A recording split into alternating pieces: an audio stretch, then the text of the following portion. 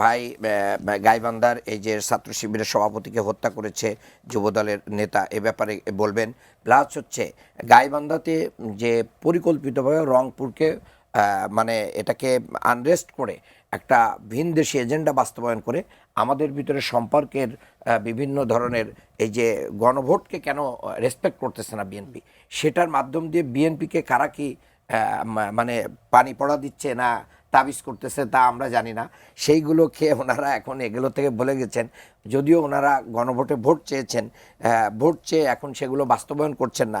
আর ওনারা কমিটির কথা বলেছেন, সংসদীয় কমিটি, সেখানে ওনারা সংশোধনের জন্য বলেছেন। আমরা বলছি সংশোধন না, আপনারা সংশোধনের পরিবর্তে সংস্কারের জন্য কমিটি করেন, আমাদের দল থেকে নাম দেওয়া হবে।